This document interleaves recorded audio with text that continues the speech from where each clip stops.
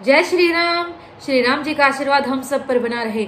आज हम श्री रामचरितमानस में 17वां मास पारायण पढ़ेंगे। पढ़ने से पहले अपने गुरुदेव के चरणों में नमन करते हैं। भगवान शिव, माता पार्वती, श्री राम जी और सीता माता के चरणों में नमन करते हैं और हनुमान जी से प्रार्थना करते हैं कि वो पढ़ने में हमें शक्ति प्रदान करे और पढ़ने में कोई गलती हो तो हमें क्षमा करे। ओम श्री गणेशाय नमः। हे सुमुखी, कहो तो अपनी सुंदरता से करोड़ों कामदेवों को लजाने वाले ये तुम्हारे कौन हैं? उनकी ऐसी प्रेममयी सुंदर वाणी सुनकर सीता जी सकुचा गई और मन ही मन मुस्कुराई। उत्तम वर्ण वाली सीता जी उनको देखकर संकोचवश पृथ्वी की ओर देखती हैं। वे दोनों ओर के संकोच से सकुचा रही है। हिरण के बच्चे के सदृश नेत्र वाली और कोकिला की सी वाणी वाली सीता जी सकुचा कर प्रेम सहित मधुर वचन बोली। ये जो सहज स्वभाव सुंदर और गोरे शरीर के हैं, उनका नाम लक्ष्मण है। ये मेरे छोटे देवर हैं। फिर सीता जी ने लज्जावश अपने चंद्रमुख को आंचल से ढककर और प्रियतम श्री राम जी की ओर निहार कर भौहें टेढ़ी करके खंजन पक्षी के से सुंदर नेत्रों को तिरछा करके सीता जी ने इशारे से उन्हें कहा कि ये श्री राम जी मेरे पति हैं। यह जानकर गांव की सब युवती स्त्रियां इस प्रकार आनंदित हुई मानो कंगालों ने धन की राशियां लूट ली हों। वे अत्यंत प्रेम से सीता जी के पैरों पड़कर बहुत प्रकार से आशीष देती हैं, अर्थात शुभ कामना करती हैं कि जब तक शेष जी के सिर पर पृथ्वी रहे तब तक तुम सदा सुहागिनी बनी रहो और पार्वती जी के समान अपने पति की प्यारी हो। हे देवी, हम पर कृपा न छोड़ना। हम बार बार हाथ जोड़कर विनती करती हैं जिसमें आप फिर इसी रास्ते लौटें और हमें अपनी दासी जानकर दर्शन दे। सीता जी ने उन सबको प्रेम की प्यासी देखा और मधुर वचन कह कहकर उनका भली भांति संतोष किया, मानो चांदनी ने कुमुदनियों को खिलाकर पुष्ट कर दिया हो। उसी समय श्री रामचंद्र जी का रुख जानकर लक्ष्मण जी ने कोमल वाणी से लोगों से रास्ता पूछा। यह सुनते ही स्त्री पुरुष दुखी हो गए, उनके शरीर पुलकित हो गए और नेत्रों में वियोग की संभावना से प्रेम का जल भर आया। उनका आनंद मिट गया और मन ऐसे उदास हो गए मानो विधाता दी हुई संपत्ति छीने लेता हो। कर्म की गति समझकर उन्होंने धैर्य धारण किया और अच्छी तरह निर्णय करके सुगम मार्ग बतला दिया। तब लक्ष्मण जी और जानकी जी सहित श्री रघुनाथ जी ने गमन किया और सब लोगों को प्रिय वचन कहकर लौटाया, किंतु उनके मनों को अपने साथ ही लगा लिया। लौटते हुए वे स्त्री पुरुष बहुत ही पछताते हैं और मन ही मन देव को दोष देते हैं। परस्पर बड़े ही विषाद के साथ कहते हैं कि विधाता के सभी काम उल्टे हैं। वह विधाता बिल्कुल स्वतंत्र, निर्दयी और निडर है, जिसने चंद्रमा को रोगी अर्थात घटने बढ़ने वाला और कलंकी बनाया, कल्प वृक्ष को पेड़ और समुद्र को खारा बनाया, उसी ने इन राजकुमारों को वन में भेजा है। जब विधाता ने इनको वनवास दिया तब उसने भोग विलास व्यर्थ ही बनाए। जब ये बिना जूते के अर्थात नंगे ही पैरों रास्ते में चल रहे हैं तब विधाता अनेकों वाहन व्यर्थ ही रचे। जब ये कुश और पत्ते बिछाकर जमीन पर ही सोते हैं तब विधाता सुंदर पलंग और बिछोने किस लिए बनाता है। विधाता ने जब इनको बड़े बड़े पेड़ों के नीचे का निवास दिया तब उज्जवल महलों को बना बनाकर उसने व्यर्थ ही परिश्रम किया। जो ये सुंदर और अत्यंत सुकुमार होकर मुनियों के वस्त्र पहनते और जटा धारण करते हैं तो फिर विधाता ने भांति भांति के गहने और कपड़े वृथा ही बनाए। जो ये कंद मूल फल खाते हैं तो जगत में अमृत आदि भोजन व्यर्थ ही हैं। कोई एक कहते हैं ये स्वभाव से ही सुंदर है, इनका सौंदर्य माधुर्य नित्य और स्वाभाविक है, ये अपने आप प्रकट हुए हैं, ब्रह्मा के बनाए नहीं हैं। हमारे कानों, नेत्रों और मन के द्वारा अनुभव में आने वाली विधाता की करनी को जहाँ तक वेदों ने वर्णन करके कहा है वहाँ तक 14 लोकों में ढूंढ देखो, ऐसे पुरुष ऐसी स्त्रियां कहाँ हैं। अर्थात कहीं भी नहीं है। इसी से सिद्ध है कि ये विधाता के 14 लोकों से अलग है और अपनी महिमा से ही आप निर्मित हुए हैं। इन्हें देखकर विधाता का मन मुग्ध हो गया। तब वह भी इन्हीं की उपमा के योग्य दूसरे स्त्री पुरुष बनाने लगा। उसने बहुत परिश्रम किया, परंतु कोई उसकी अटकल में ही नहीं आए। इसी ईर्ष्या के मारे उसने इनको जंगल में लाकर छिपा दिया है।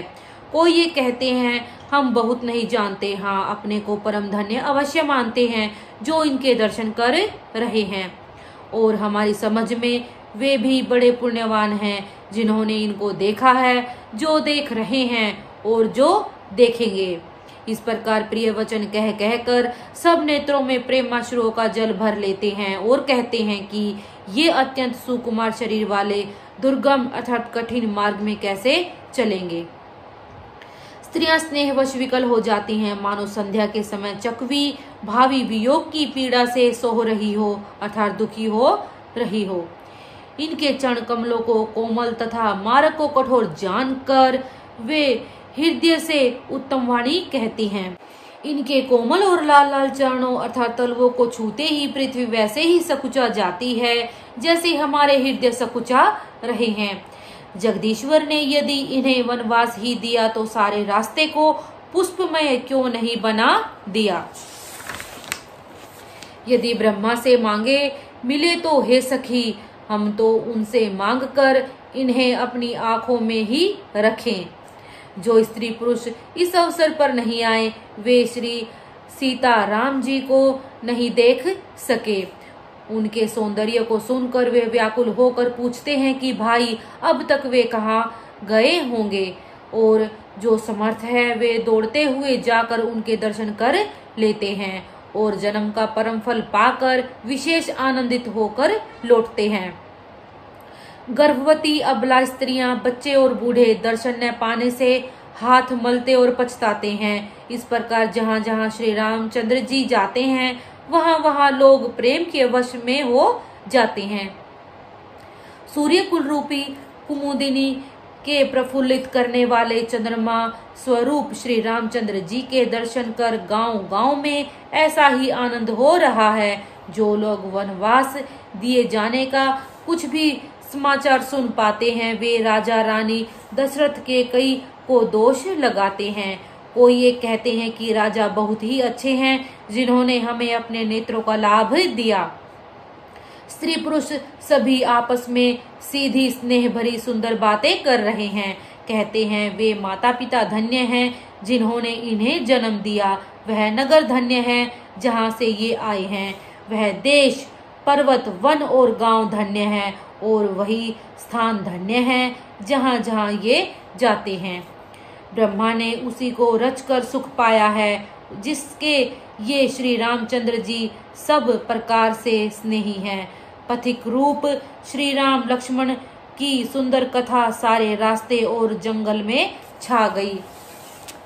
रघुकुल रूपी कमल के खिलाने वाले सूर्य श्री रामचंद्र जी इस प्रकार मार्ग के लोगों को सुख देते हुए सीता जी और लक्ष्मण जी सहित वन को देखते हुए चले जा रहे हैं। आगे श्री राम जी, पीछे लक्ष्मण जी सुशोभित हैं। तपस्वियों के से वेश बनाए दोनों बड़ी ही शोभा पा रहे हैं। दोनों के बीच में सीता जी कैसी सुशोभित हो रही हैं जैसे ब्रह्मा और जीव के बीच में माया। फिर जैसी छवि मेरे मन में बस रही है उसको कहता हूँ, मानो वसंत ऋतु और कामदेव के बीच में रति कामदेव की स्त्री शोभित हो। फिर अपने हृदय में खोजकर उपमा कहता हूँ कि मानो बुध अर्थात चंद्रमा के पुत्र और चंद्रमा के बीच में रोहिणी अर्थात चंद्रमा की स्त्री सोह रही हो। प्रभु श्री रामचंद्र जी के जमीन पर अंकित होने वाले दोनों चरण चिन्हों के बीच बीच में पैर रखती हुई सीता जी कहीं भगवान के चरण चिन्हों पर पैर न टिक जाए इस बात से डरती हुई मार्ग में चल रही हैं, और लक्ष्मण जी मर्यादा की रक्षा के लिए सीता जी और श्री रामचंद्र जी दोनों के चरण चिन्हों को बचाते हुए उन्हें दाहिने रखकर रास्ता चल रहे हैं। श्री राम जी, लक्ष्मण जी और सीता जी की सुंदर प्रीति वाणी का विषय नहीं है, अतः वह कैसे कही जा सकती है। पक्षी और पशु भी उस छवि को देखकर प्रेमानंद में मग्न हो जाते हैं। पथिक रूप श्री रामचंद्र जी ने उनके भी चित्त चुरा लिए हैं। प्यारे पथिक, सीता जी सहित दोनों भाइयों को जिन जिन लोगों ने देखा, उन्होंने भव का अगम मार्ग, जन्म मृत्यु रूपी संसार में भटकने का भयानक मार्ग बिना ही परिश्रम आनंद के साथ तय कर लिया, अर्थात वे आवागमन के चक्कर से सहज ही छूटकर मुक्त हो गए। आज भी जिनके हृदय में स्वप्न में भी कभी लक्ष्मण, सीता, राम तीनों बटोही आ बसे, तो वह भी श्री राम जी के परम धाम के उस मार्ग को पा जाएगा जिस मार्ग को कभी कोई विरले ही मुनि पाते हैं। तब श्री रामचंद्र जी सीता जी को थकी हुई जानकर और समीप ही एक बड़ का वृक्ष और ठंडा पानी देखकर उस दिन वहीं ठहर गए। कंद मूल फल खाकर रात भर वहां रहकर प्रातःकाल स्नान करके श्री रघुनाथ जी आगे चले। सुंदर वन, तालाब और पर्वत देखते हुए प्रभु श्री रामचंद्र जी वाल्मीकि जी के आश्रम में आए। श्री रामचंद्र जी ने देखा कि मुनि का निवास स्थान बहुत सुंदर है, जहाँ सुंदर पर्वत, वन और पवित्र जल है। सरोवरों में कमल और वनों में वृक्ष फूल रहे हैं और मकरंद रस में मस्त हुए भौरे सुंदर गुंजार कर रहे हैं। बहुत से पक्षी और पशु कोलाहल कर रहे हैं और वैर से रहित होकर प्रसन्न मन से विचर रहे हैं। पवित्र और सुंदर आश्रम को देखकर कमल नयन श्री रामचंद्र जी हर्षित हुए। रघुश्रेष्ठ श्री राम जी का आगमन सुनकर मुनि वाल्मीकि जी उन्हें लेने के लिए आगे आए। श्री रामचंद्र जी ने मुनि को दंडवत किया। विप्रश्रेष्ठ मुनि ने उन्हें आशीर्वाद दिया। श्री रामचंद्र जी की छवि देखकर मुनि के नेत्र शीतल हो गए। सम्मान पूर्वक मुनि उन्हें आश्रम में लाए। श्रेष्ठ मुनि वाल्मीकि जी ने प्राण प्रिय अतिथियों को पाकर उनके लिए मधुर कंद, मूल और फल मंगवाए। श्री सीता जी, लक्ष्मण जी और रामचंद्र जी ने फलों को खाया। तब मुनि ने उनको विश्राम करने के लिए सुंदर स्थान बतला दिए। मुनि श्री राम जी के पास बैठे हैं और उनकी मंगल मूर्ति को नेत्रों से देखकर वाल्मीकि जी के मन में बड़ा भारी आनंद हो रहा है।